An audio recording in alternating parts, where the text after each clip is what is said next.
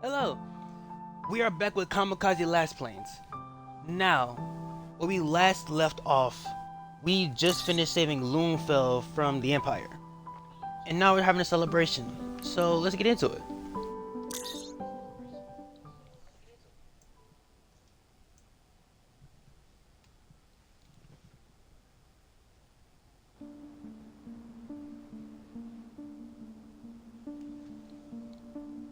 Our landing is hurried, but less stressful than what I imagined. The battle was tough, the enemy forces were too great, even for us. If it wasn't for that other last plane, I don't even want to think about it. I don't want to because I feel like we would have lost more than the village. Alba was weak, so as soon as we landed, she collapsed on the nearest beach and asked for fried chicken. Meanwhile, Loonfell stands divided. Half of the villagers, seeing the enemies on their threshold, took our words to heart. Without faith in the safety of the Vale was supposed to provide, they packed their things and didn't give up the evacuation. They ran inland, looking for shelter for the Empire forces. On the other hand, the other half decided to return to fix what the Empire had managed to destroy. Like Mr. and Mrs. Truss, even in the light of a direct threat, the stubborn villagers aren't going to leave. Lucky ones helped quick. Lucky ones quickly helped others to repair their homes. When evening came, some people were still busy, and the rest of the villagers flooded the streets occupied by music, celebrating. We're heroes tonight. Not just us, but all survivors from the patrol unit decided to stay in Loonfell and join the party. They were shocked when we came here so fast. I didn't have time to confess we actually took off much earlier against our orders. I focused on the fact that everyone benefited from that. Per Alba's request, I escorted her to her home. To be honest, I prefer to return to Sky Fortress before morning because of her condition. But I can't deny her seeing her family. Now she just got them back after nearly losing them. I watched their happiness for a while. As soon as Alba stands in the door, Joseph sweeps her off her feet. I said that one wrong. My fault. They thanked us for saving their house, and I said it was all thanks to Alba. Now without a reason, I fully believe that. If it wasn't for her, I wouldn't have been able to achieve half of the light's possibilities in a regular plane. I decided to give them an hour and wander the streets in the meantime. Someone shoves a mug of beer into my hand, patting my shoulder so strongly I nearly tripped. I smile to everyone I meet, trying to rejoice with them. But despite the victory, I'm haunted by too many questions without answers. I stop, sipping a cold drink, when I notice blonde hair in the crowd. My heart races. I recognize the woman from the tavern, the one, I suspect, who saved us when things got heated. I'm not certain she was assigned to Loonfell with our pilot, like Alba and I was to Azura. Moving away from the wall I lean against, I eagerly follow her. The crowd is dense. I struggle to make my way and keep up with her. I would call out if I knew her name.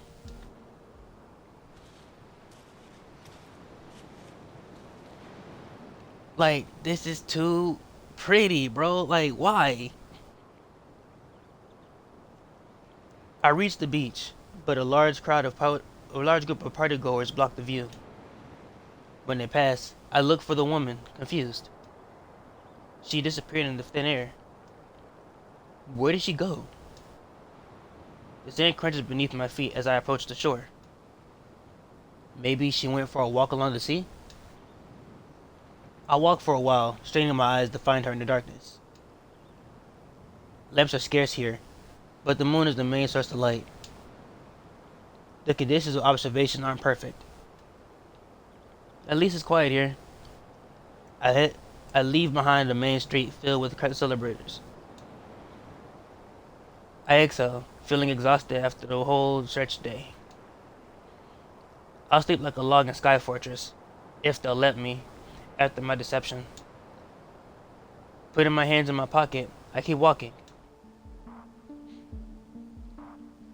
Suddenly, a flash of light in the sea grabs my attention. I move closer, trying to keep my shoes dry. The scene seems dark and murky in the shadows. Only the moonlight dances on the waves, highlighting them. First, I noted a twisted piece of metal. I hardly identified it as an airplane wing. Then, I see a symbol on it. Damn it. A destroyed enemy aircraft? I curse under my breath and get closer, now ignoring the waves hitting my shoes, soaking the fabric. The remains are spread out. It looks like a plane fell into the sea nearby and slowly drifted here. My heart leaps into my throat when I saw a green, large fabric of a parachute on the sand. The mechanism failed, sending the pilot from the cockpit straight into imminent death on land. I swallow a lump in my throat. This is nothing. It's the reality of war. I approach the body hesitantly, just to make sure he's not one of ours.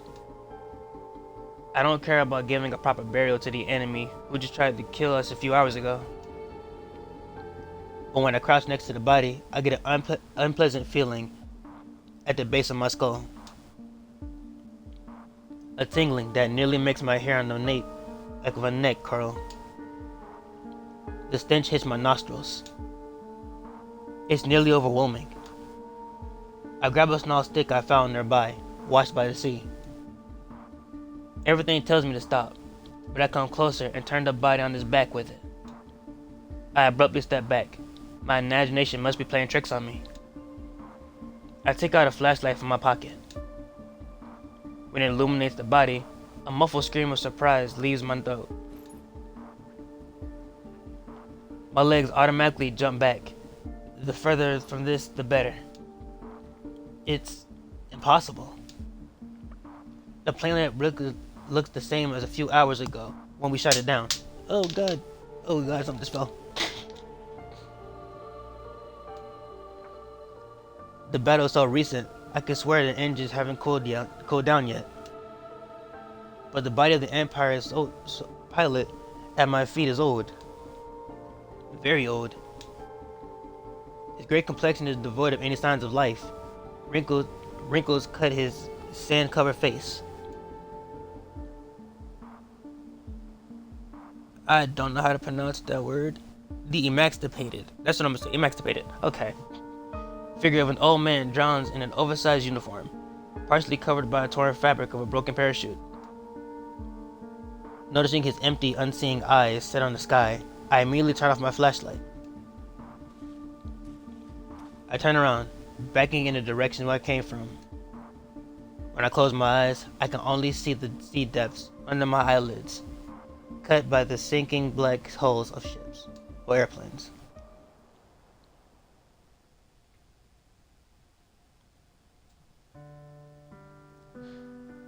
And we just hit chapter 3. I forgot I logged off before that.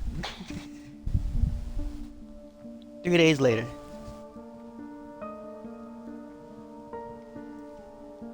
Loonfell had its happy ending, unlike what was waiting for us in Sky Fortress.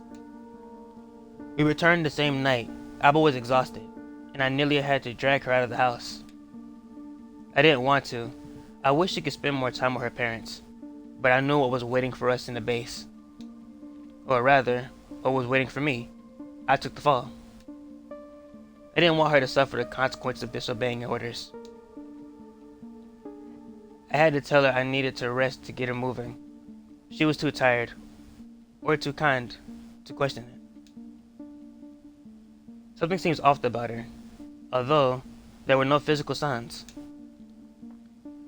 I knew it had to be hard up there in the air, but no visible wounds or bruises showed on her body. Despite that, as soon as we landed in the hangar, she was escorted into the infirmary. I had no clue how Lassplanes used the power of the light, but it surely protects them from serious injury somehow. There's not a single scar on her skin after all. I wouldn't admit it to her, but I felt a slight relief when they parted in the hangar. The first thing I saw once we landed were soldiers waiting for us. Waiting for me. HQ wasn't convinced by my honest apology in the letter I sent through the mail drone. Neither did the fact I sent it last minute before taking off, making it impossible for them to react. I didn't ask to change the orders, I simply changed them myself. In this case, insubordination felt more like imprudence, but I knew it was right. I don't even want to think about it. Whoa, that's a line of the same letter, okay. I don't even want to think what would have happened to Loonfell if I hadn't made a decision. HQ assumptions turned out to be closer to the truth than anyone expected. Not to mention, it was Alba's village. I could never forgive myself if I had ignored her pleas and saw on the news about Loonfell massacre the following day. The talk I had with the enraged majors in the small closed room didn't bode well. I wasn't used to that. Since I joined the army, I've never been reprimanded half as severely as now. And I knew it wouldn't be the end of it there. It looked like my military career was hanging on by a thread. The evacuation of Loonfell turned out to be a double-edged sword. On one hand, we saved hundreds of villagers from annihilation at the hand of the Empire soldiers. On the other hand, the news of the attack swept the island like ripples in the water. Panic gripped the people, as HQ predicted. As soon as the seed of doubt was planted, they lost faith in the Veil's effectiveness. I mean, but in all actuality, didn't you say that the entire island heard the broadcast when the man had said that enemy forces were above Loonfell? So to be technical, it's kind of his fault. We're just like the throngs of people from the coast. We were heading for the capital in search of refuge. I suspect the fact that we saved Loonfell was overshadowed by us causing panic in the whole country. But I know there was no other way. I spent the whole night and a half and the following day in interrogation. The intelligence was very interested in our meeting with Alba's parents, which I couldn't hide even if I wanted. Later, when the village was celebrating our victory, Alba kept chirping about it, and everyone from the patrol unit had already heard about the stew her mother cooked. Whenever they mentioned the topic, my curiosity got the better of me, and, despite the fear, I tried to probe the information. About Alba's training, her hometown, why they didn't assign us to Loonfell in the first place. The only subject I didn't dare to raise was Tross's alleged dead daughter. I don't know if HQ knew about that, and I preferred not to reveal it just in case. The conversation with Joseph in the village gave me the impression that the couple was kept in the dark about their daughter secretly taken to the Lassplanes base for training. I don't know why, but it wasn't foolish enough to ask the people looking for a reason to throw me out. I know you just accused me of treason, sir. But maybe, just maybe, I can get details on the super confidential government project to which we owed our amazing Lassplanes to the army. I promise I won't sell our intel. I'm not with the Empire Spy, sir. Yeah, that will go nicely. Common sense told me to stay quiet. I wasn't allowed to leave or talk to anyone about this, which was stupid. News traveled fast in Sky Fortress. I'm sure everyone already knows about our rogue operation. But HQ didn't want the news to get out from base. Probably didn't look too good. I wasn't paying much attention. I have no interest in PR. The stress I suffered from my confinement in a small room made all the talk blend into one hazy memory. And when I expected a verdict, capital punishment, or discharge, I got a deferral? I was suspended until my resolution of my case in military court. As much as I tried to stay positive, I quickly noticed the rage of people questioning me turned into dispassion, cold calculation. Anger meant they cared. that there's something to leverage. While the coldness. If I disobeyed once, they had no guarantee that it would happen again. I was a wild card. And the pilot could be replaced, even the best ones. Lassplanes are valuable. Not me. The mere thought brought a lump in my throat. Luckily, I didn't have much time to think. I mean, at least they didn't kick you out. You're just on suspension. That's good, though. Sky Fortress doesn't accept freeloaders.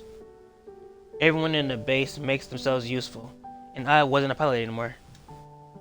For now. I didn't have a last plane to fly with anyway. Alba was still recuperating in the infirmary, blissfully unaware of the situation. So, I was given various tasks. Tasks beneath the dignity of a Royal Air Force officer. I washed the dishes after morning meals in the canteen and prepared ingredients for the quartermaster. In the afternoon, I unloaded heavy crest from the airships. But it is crest. Well, shouldn't it be chests? But screw it. Settling between the air fortress and the mainlands. I messed up on that one after I tried to correct the word. I'm mad. I spent evenings cleaning rooms according to my schedule. Some officers looked at me with compassion, others with awkwardness. Most of them simply avoided me as if I was a pariah, an acquaintance who could put their careers at risk. They passed me in the doorway when I was kneeling next to a bucket of water, scrubbing the floors. Truthfully, I didn't mind. Physical labor pulled my thoughts away from dangerous topics, letting me focus on simple duties. Dusting, wiping, washing, hefting. Without a break, from morning to evening. Only sometimes did I allow myself to return to the haunted memories of Loonfell. The beautiful village left a disturbing trace in my mind. When I closed my eyes, the darkness out of the old face of a soldier I found on the beach. And the girl. I couldn't shake off the feeling I met her before. I'm sure she was the last plane who saved us during the battle. But who was she? Why was she in Loonfell? Was she assigned there with her pilot?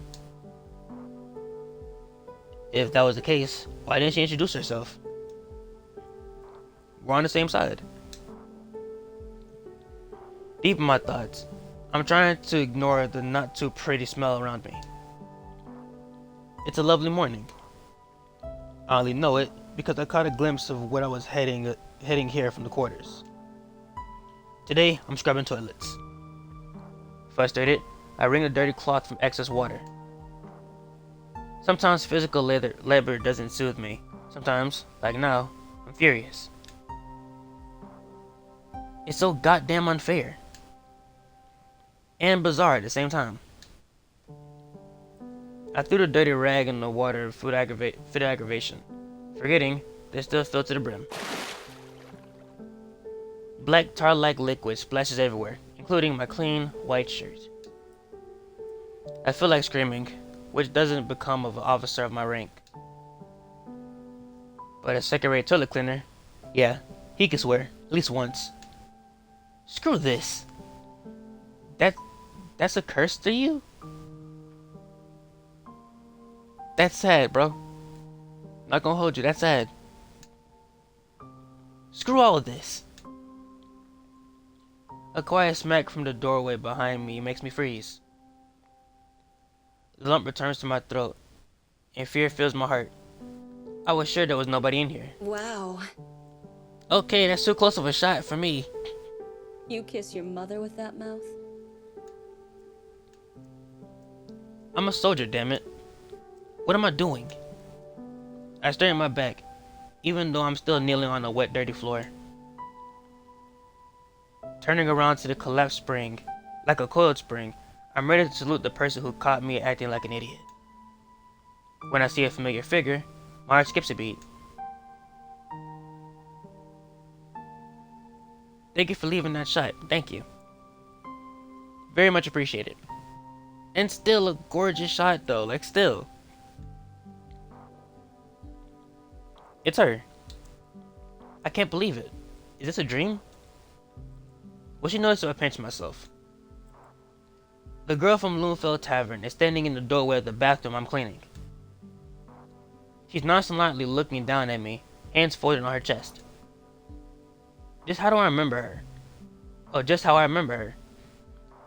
A shock of long blonde hair surrounding her body. Clear and watchful eyes remind me of a foamy ocean before a sea.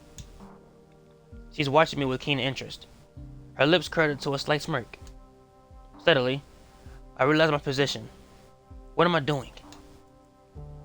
What she just heard? My ears turn hot as shame washes over me. I stand up immediately, trying my best to ignore the wet, dirty shirt. Damn it, I'm not even wearing a uniform, just civilian clothes. She makes me look like a slob. I thought no one was in here. I bet. I'm sorry you had to hear that. I'm absolutely scandalized. I think I should report it to HQ. No, I'm sorry, I stopped mid-sentence, noticing her smirk growing wider. Right, she's joking. At my expense. My heart is about to leap out of my chest. I snort under my breath, relaxing slightly. Whoever she is, she's here, at the base. It must mean you're one of them, aren't you? You're Lassplane. Ahem. And you are? The finest pilot the kingdom has to offer. Apparently. Her gaze falls on my body, a dirty, messy shirt, and casual sweatpants. It seems she's struggling to refrain from laughing. Or not trying at all. It hurts my pride a little, but it's no wonder.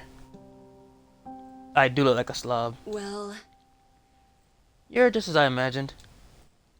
Ha ha, very funny. I'm dead serious. Scrubbing toilets must be a very humbling experience. I'm glad to see even the best soldiers don't let glory get to their heads. Oh, sure. Like scrubbing toilets from time to time is reminding myself of a humble beginning. I sigh as her irony infects me. She seems to be enjoying herself. I often wonder if I'd meet her again, but it doesn't look like this is even in my worst nightmares. She couldn't have found me in a worse position. It makes me only more irritated. I pick at the bucket of water. My hands are burning from scrubbing the tiles with a strong chemical agent for the last 2 hours. Instead of offering to shake hands, I wave at her, immediately realizing how silly it looks. Well, it's not how I imagine our reunion, but it's good to see you. I'm Walter. You probably remember that. We met at the tavern in Loonfell. Hello, Walter. I, didn't catch your name. nope. I didn't give you my name. Right. We're both quiet, enveloped in the absurdity of this unusual conversation. I have at least 1,000 questions I want to ask. Who is she? What is she doing here? Was she assigned to Sky Fortress? From what I gathered, she wasn't in Loonfell willingly. And yet, she partook in the battle. She saved us when we needed a helping hand. When I look at her now, I see it. Energy lurks in the depths of her gaze. The same energy that sparked through the air when the mysterious plane arrived. Now I'm sure it was her. So, what should I call you? Powerful Lassplane? Army girl next door? Stranger? Fine. Stranger. Short and sweet. I like it. It has a nice ring to it. Seriously? Well, we don't know each other, do we? Seems proper. In fact, I'll call you that from now on as well. But that's... Do you feel sufficiently connected to your humble beginnings now, stranger? Cause it's time to go. Go? Go where? Did HQ? Don't worry. HQ's too busy with their silent war to care about you. Let's go. Let's go. Outside. I'm suspended. Does suspension mean you're not allowed to leave the latrine? No, but you don't understand. After what happened in Loonfeld, I'm facing the military. I'm in front of the court-martial. I don't have your privilege. I can't abandon my work. Oh yes, your work. I'm sure Sky Fortress will plummet if you clean only 3 of the 4 toilets. I feel pressure. I received a specific order to wash latrines. I finished half of it, and then I should report for a new assignment.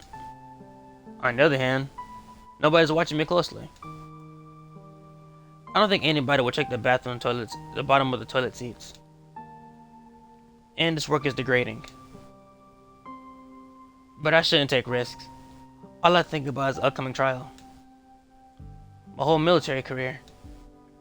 On the other hand, will I ever get a better opportunity to learn something from her?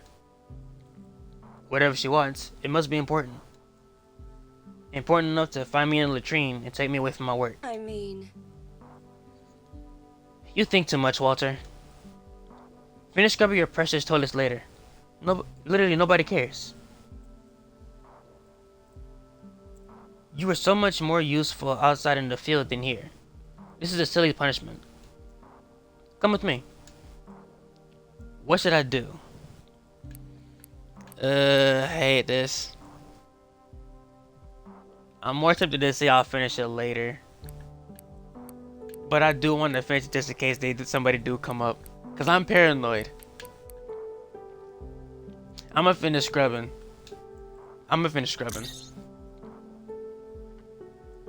I'll catch you outside right after I'm done with this. No way. Seriously? Yes. I have a job to do, and I'm committed to finishing it. When I enlisted, I knew the service wouldn't always be dignified. But I'm going to fulfill my duty honorably. And even if it's a silly punishment, I deserve it. I disobey my orders. I disgrace myself as a soldier. That's why I don't mind scrubbing the floors. Her gaze wanders the ceiling with frustration. She doesn't seem pleased with my sense of duty. Maybe the work isn't glamorous, but it's still in order. And I'm still a Royal Air Force officer. I will fulfill my duties. Even if it's cleaning toilets. Even if I lie a little when I say I don't mind. In reality, I know she's right too. I'm a pilot. I'm wasting away in the latrine. But without rules, we were nothing more than bees killing each other at war. And we're better than that. I am. I bet HQ were disappointed in the soldier boy going rogue. Don't think scrubbing the floors will help you restore honor. Some of those who point fingers at you have souls blacker than coal. I like to think my soul is still grayish enough to be cleaned. Just like this floor. 10 minutes. Hurry up. I grit my teeth, pulling the rag out of the bucket. The blonde turns her heels and leaves. Something tells me she wasn't kidding about 10 minutes. Too bad I don't have a watch. I must hurry up. What does she mean?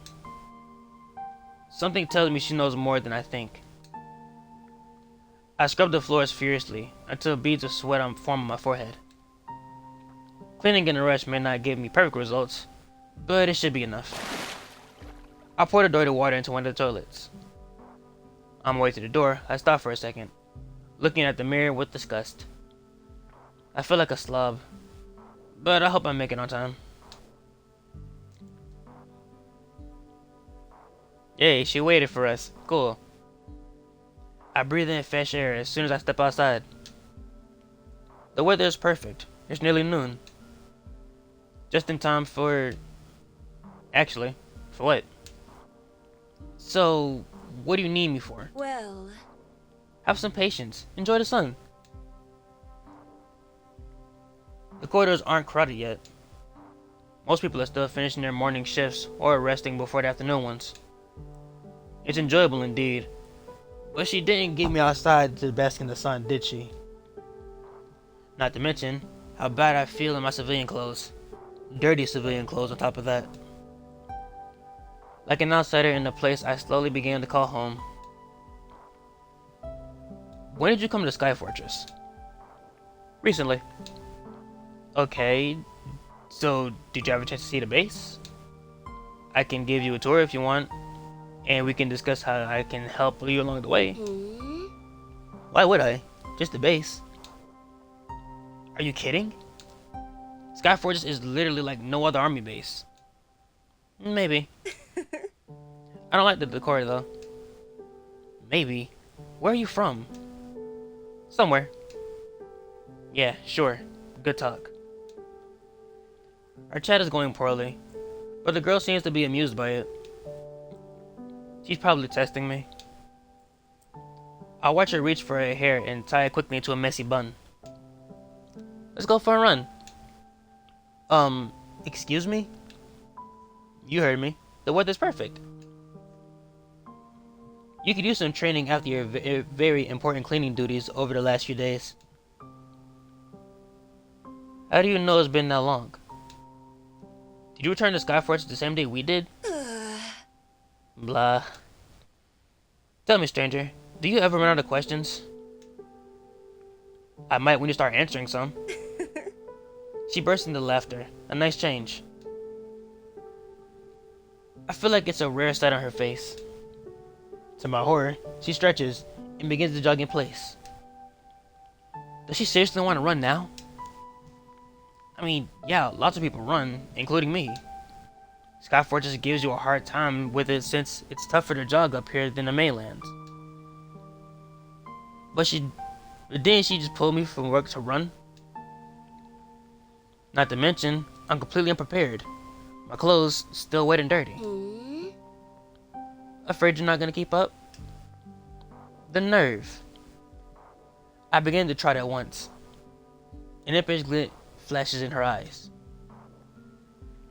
You've never trained at this altitude. Let's see how you're gonna act when we're done. Oh, really? Challenge accepted.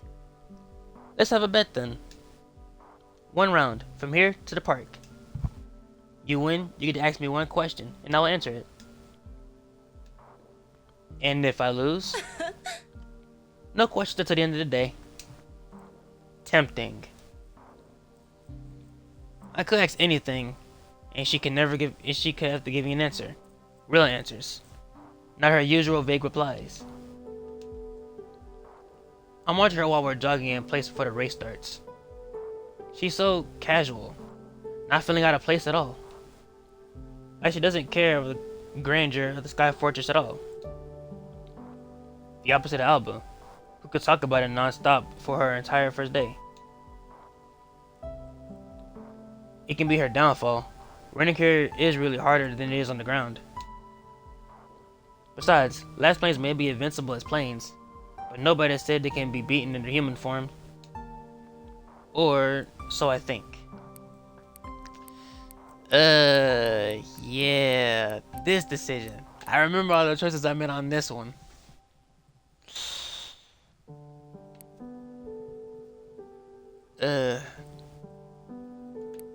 I want to pass, but I like to run. I want to run, but I know what's gonna happen when I do. I want to see what happens if I'll pass. Yeah, I think I'll pass. I think I'll pass. I don't have proper clothes for this. This is stupid. And it's getting hot because it's noon. And I'm not sure if I could win. I have a lot of questions to ask. Fine, let's just run then, since you chickened out. I have made a proper judgment of my possibilities at this moment. Yeah, right. Coward. I ain't even read it, but okay. And there she goes, before I even finish my sentence. I stood under my breath and follow her. trying to keep up. Damn it, she's fast. The pace she set is somewhere between a quick run and a sprint. Definitely not a casual jog. I silently thank myself for not taking the bait. It wouldn't have ended well for me. I don't know how long we've been running, and it feels like an eternity. And I don't need to worry about my shoes not being fit for sport, as I stopped feeling my feet at some point. The stains on my shirt don't bother me anymore. My clothes are soaked in sweat. It's past noon. The sun climbs high in the sky, bathing sky fortress in the hellish temperatures. My throat is so dry, I think I could drink a bucket of dirty water if it was on hand. The morning shift is over. When we pass the quarters, we run into a crowd of surprised soldiers. They watch us jogging, and something unpleasant in their gaze. When the last plane gets closer, they rarely jump out of the way, seeing her suspiciously. She doesn't say anything or pushes through, and she doesn't mind. It's like I'm the only one who noticed their sidelong gazes and hear whispers. I close in on the girl as soon as we reach the canteen to ask about that. The corridor is narrow, but empty. Hey, did you see that? See what? People are giving us strange looks. Don't you think so? You think your dirty tracksuit isn't worthy of attention? Or maybe it's the subtle smell of... Hey! I'm glad I'm staying behind, and she didn't see my red face. I know I don't look too dignified, but I could swear she's the only thing they were staring at. To be honest, I feel like they were looking at you. Perhaps. So you did see that. Maybe they're not used to a last plane jogging around here. Alba must be skipping her morning training sessions. I don't think that's it. Look at them. We pass another group watching us closely. They move away. When the blonde looks back at them, they avert their eyes. It's like... Are they scared of you? Maybe. But why? Because I can turn it to a plane, for starters. Quit the chat. Pick up the pace, stranger. I don't know if I could really believe her. It seems like she's hiding something. But, as usual, the topic is closed. She speeds up before I can ask another question. I can only run along. It's dinner time, spreading the aroma of the quartermaster's tasty dishes. Oh, my mouth is watering. I wish I've eaten something in the morning before I went to scrub these hellish toilets. My stomach declared a mutiny, and I involuntarily slowed down as soon as we passed the kitchen. But this last plane has no interest in food. She rushes me. Notice I'm fighting a sneaky urge to stop and eat something. For a moment, I wondered who would win if she raced Alba. If the finish line were at the canteen at dinner time, Trash would surely claim victory. I must admit the exhaustion is somewhat liberating. The run is grueling. Any breath could be my last. Never in my life have I felt so disgusted like now, soaking wet. From scrubbing toilets to intense workout, I must look fantastic. But I admit, at some point, I stopped thinking about anything other than this diabolical run. For a moment, I forgot everything. The detention looming over my head, the court-martial, the cold, scornful looks and never-ending interrogations. When my mind can't focus on nothing else but physical suffering, I actually feel better. I feel good.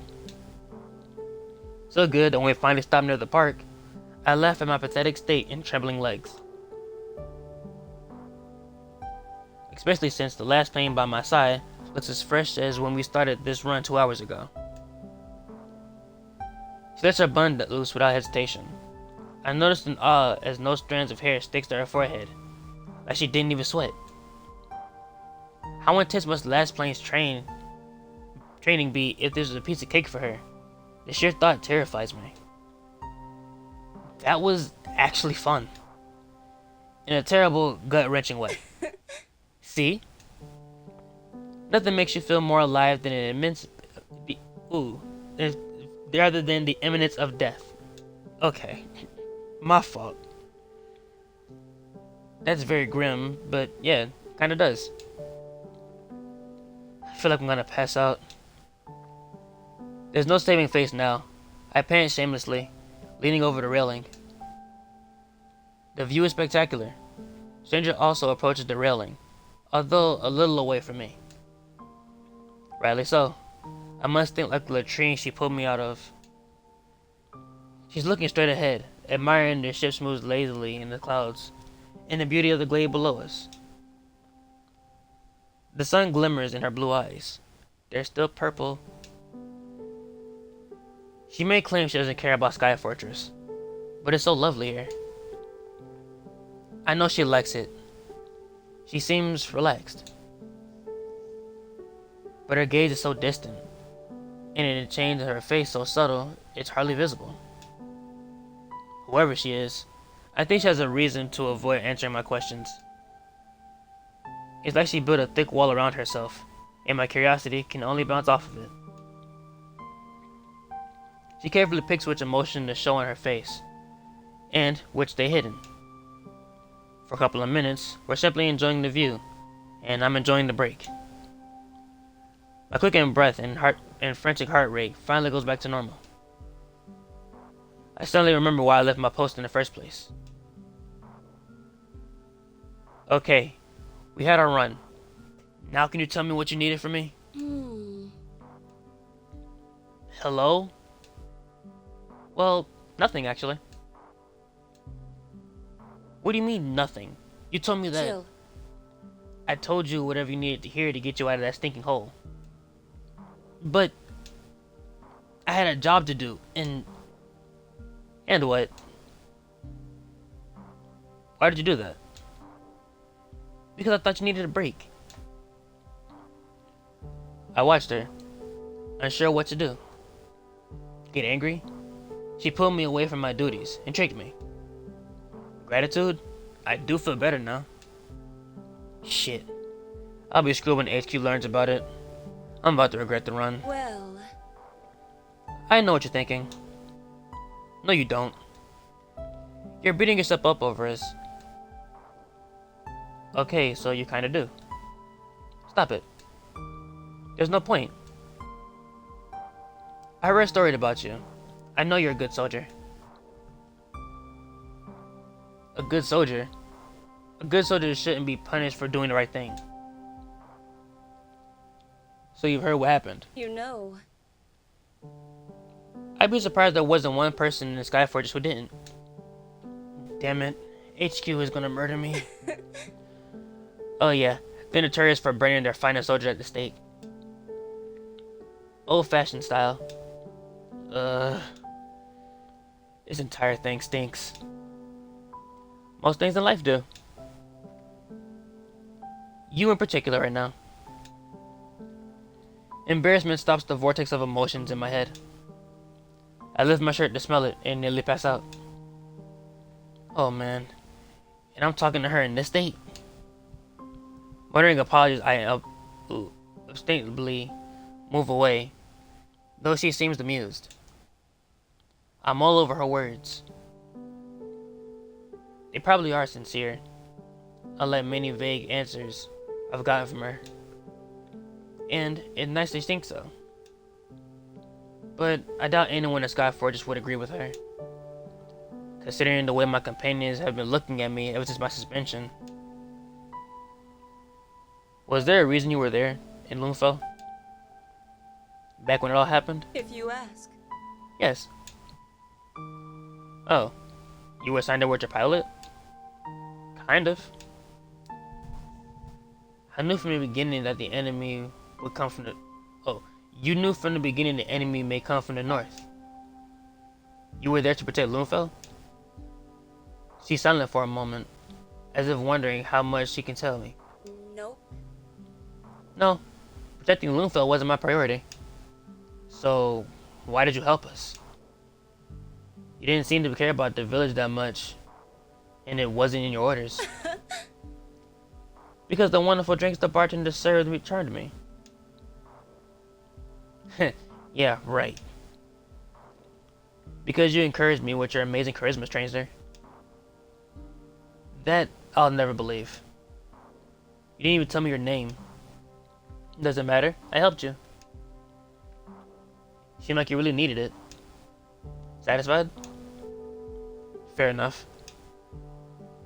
It's nice you answered my question, at least partially. Even though it was very profuse. For a moment, silence falls between us. But it's different from the ever-present silence that has taken over Sky Fortress since the beginning of the war. This one is filled with the buzz of my thoughts, constantly drawn due to this fascinating person.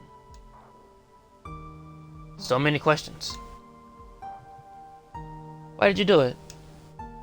Why did you disregard your orders and come to Lumafell? You know what would happen, what HQ would do to you. I did it for a friend. I see. A noble cause. For a Lassplane, right? Yeah, for Albatross. She's a friend of mine. Lumafell was her home.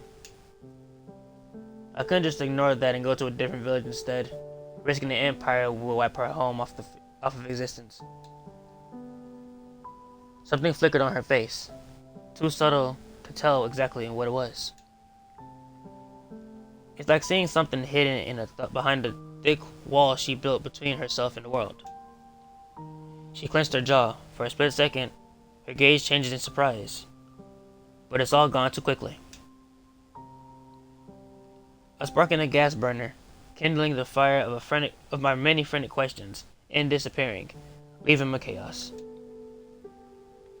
Did she know that Lumafell is the home of one of the Lassplanes? Is this why she was there? Was it your idea or hers? You ask an awful lot of questions for someone who refuses to answer any stranger. So it was hers. You're wrong. I don't think so. Why would you take the fall? What do you mean? As far as I know, Elba is fine and dandy while you're suspended for service, facing a military court. Doesn't take much to put two and two together. It's better this way. I don't want her to get in trouble. Please don't tell anyone. Okay. Your secret's safe with me. But if you ask me, you should have probably blamed her.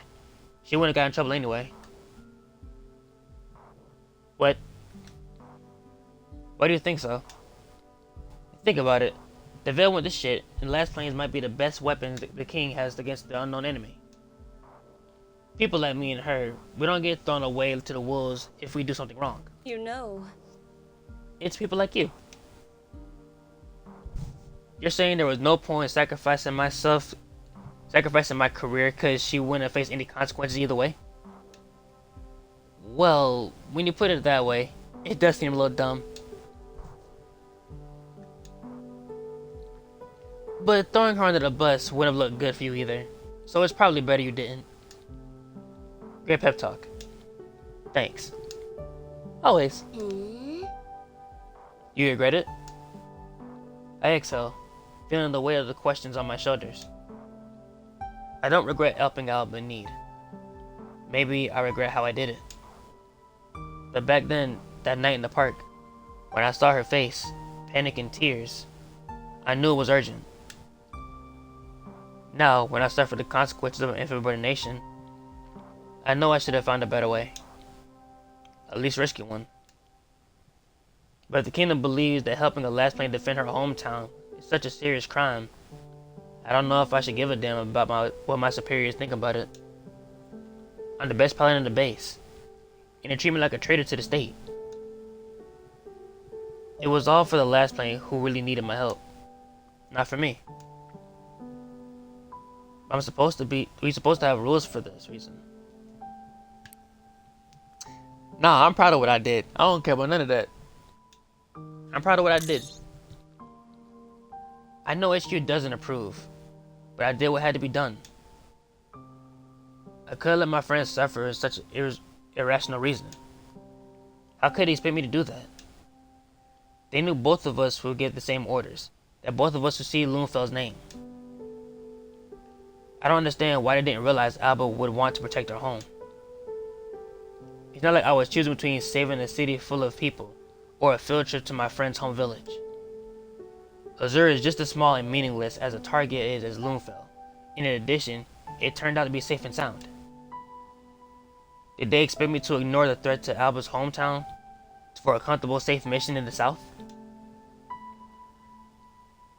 Isn't it what Lassplanes are here for? To throw them at danger when no other unit can handle? Do they think we're that stupid? Do they think I am?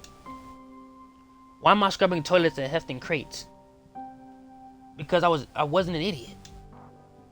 It makes no sense. I swore under my breath, so quiet I hope she didn't hear. I suppressed the wave of emotions that came over my heart. Rage clutches my chest with hot claws, although I was sure it wasn't there. It appears out of nowhere, stifled with guilt. The interrogations in the dark room and scrubbing latrines. Only now do I notice the girl turn to me. She's watching me carefully. Although approval shines in her blue eyes, I can see a shadow of sadness behind it. Her eyes are still not blue. It's so quick, just a flicker of emotions in a sea of indifference. I feel it. I feel it in my bones. She knows something. It must be connected to Alba's parents, with the story of her alleged dead child. Of course, HQ didn't want Alba to meet her parents because she'd uncovered the hoax going on with her since her illness.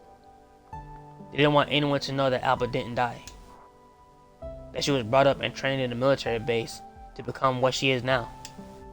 A Lassplane, a weapon against the Empire. Fine. I applaud you. What? Why? I disobeyed my direct orders. There's nothing here to applaud. You're wrong. You showed your backbone. You proved you're not sheep blindly following its owner. That you have a mind of your own and a pure soul. And that you're not afraid to let them guide you. You know. It doesn't happen in this army as often as you think. You have a lovely blue on something that's written in my files as desertion. I have a lovely view on many things, stranger. I won't believe that. You don't even like the base. Huh? And what should I like about this place? Everyone speaks of Skyforge like some kind of jewel of the kingdom. Nope. And it's not. It's just a pretty facade hidden in a rotten interior. It's a military base. We're at war. I feel like people tend to forget that. I don't. I know. I can see that. I sigh. Crisp air pleasantly brushes my cheeks. Hot from the race. The sheer thought of returning to scrub toilets make me sick. But the break is too long. Someone will notice at any moment and rat me to HQ. Well, I should get back to my duties. Oh, really? They won't go anywhere. Is there a place to get good coffee? Coffee? Is this too much to ask? Tea or coffee?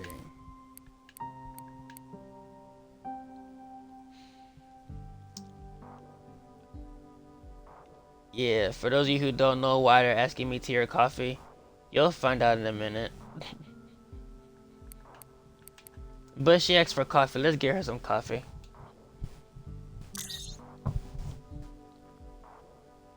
The canteen usually serves terrible mud water that cannot possibly be called coffee. But I know the quartermaster has some nice coffee beans from the mainlands, and sometimes he brews them for me. I bet you can get an entire pot out of him with your shiny Lassplane badge. Huh? You know we don't have a badge, right? That was just a metaphor. It's important to me that you know that we don't have badges. Crap.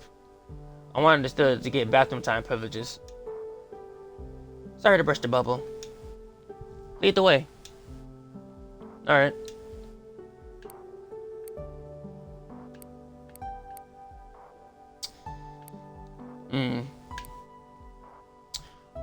No, let's keep playing along with her little joke. Let's go have some coffee, stranger. I pull away from the railing and show her the way. She's smiling, enjoying this game we play. She's so secretive that getting information from her seems almost impossible, which she shows again and again. She seems older than Alba. Her behavior shows combat experience Trosh didn't have when she first arrived in Sky Fortress. Well, that was a mouthful. She acts like she sees right through me. Her eyesight's more like inescapable X-rays. I must remember not to rush things. I'll get her name in the end. And I hope she'll let me close enough to befriend her. I have a feeling I wouldn't regret that. For now, we must remain strangers and going to get coffee.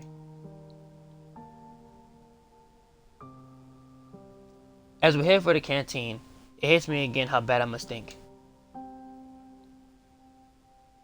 I don't want to face the quartermaster looking like that. Not to mention, asking for a favor. Thankfully, Lassplanes shows me mercy. Way past the quarters, our eyes meet. We understood each other without words. I run through the corridor, rushing towards the bathroom. It's the fastest shower of my life, and they're already quick in the army. I put on my uniform in a hurry, suspended or not. I feel the most comfortable in it. It's better to risk trouble with HQ than keeping like a slob. Oh God! It's better to risk troubles with HQ than keep looking like a slob in front of her.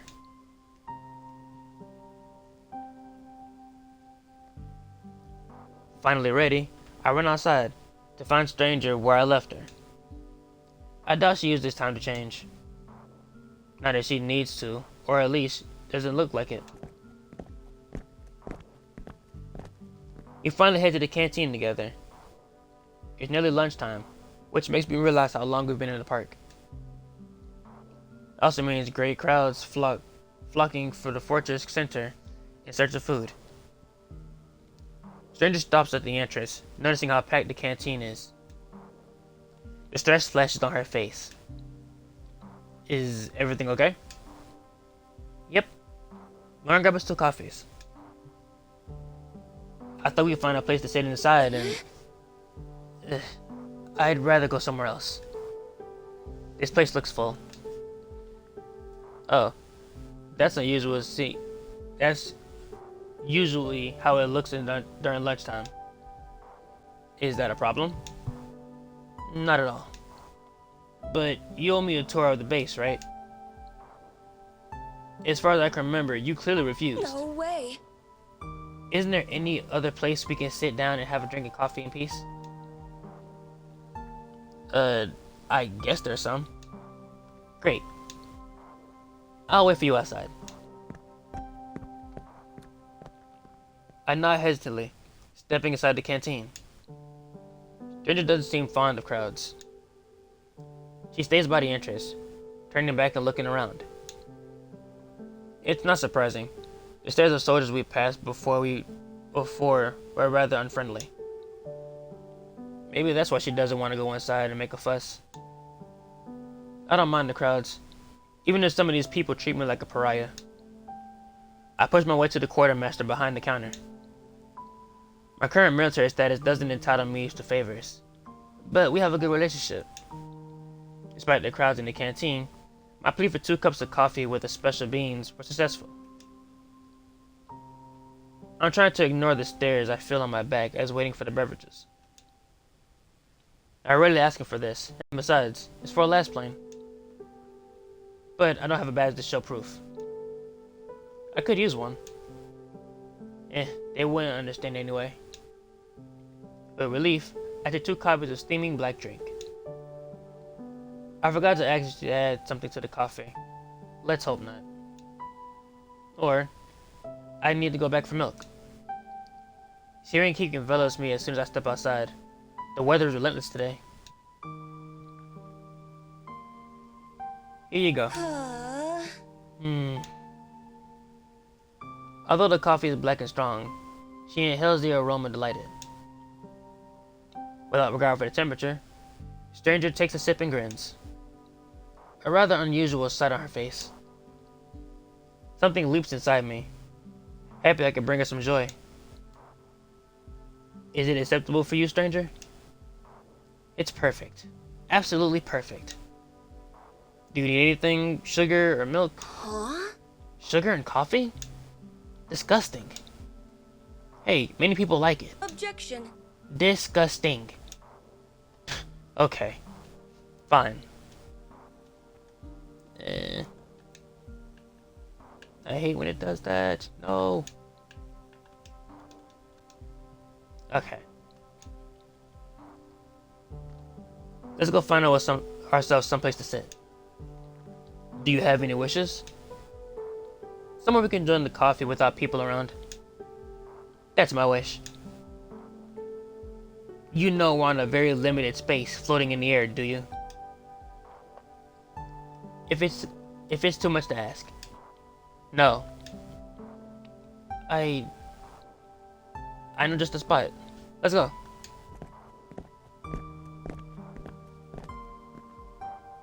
I don't know the spot at all. As soon as we start walking, I frantically go through options in my head. The bathhouse should be empty, but it's not like we're gonna drink coffee there. People from the afternoon shift should be vacating their have vacated their quarters. Nope, no way. I wouldn't invite her to the quarters. We're wandering around, as if we're heading for a place I haven't come up with yet. We quickly reach the Sky Fortress borders, where the hangars are. When my eyes fall on the battle stations, I devise a daring plan. Of course. Some hangars are empty now. The view is quite pretty too. Fine. Sounds good. It's not too elegant.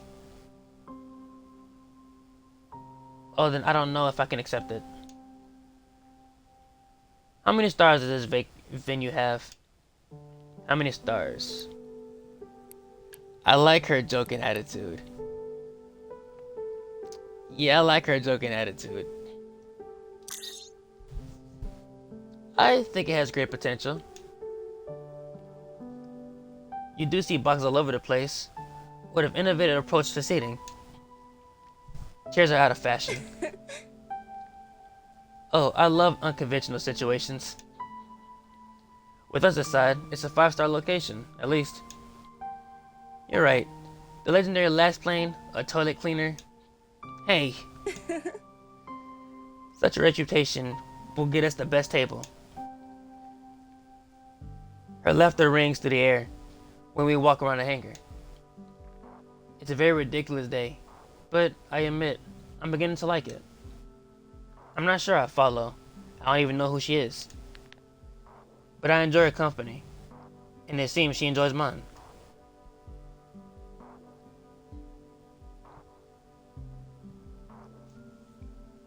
And that's where I'm going to end it.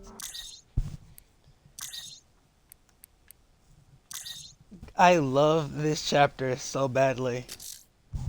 Because not only do we meet another Lassplane, we're still going over the consequences of our actions of helping Alba last episode. And I'm kinda sad I can't see Alba this episode, but hey, she might come back in the next one. We'll never know. And with that being said, I hope you guys did enjoy listening to me mess up my words in Kamikaze Lassplanes. If you guys like this episode, please leave a like and comment down below if you let me do something else on the channel. If you have it on Xbox, I would definitely check it out.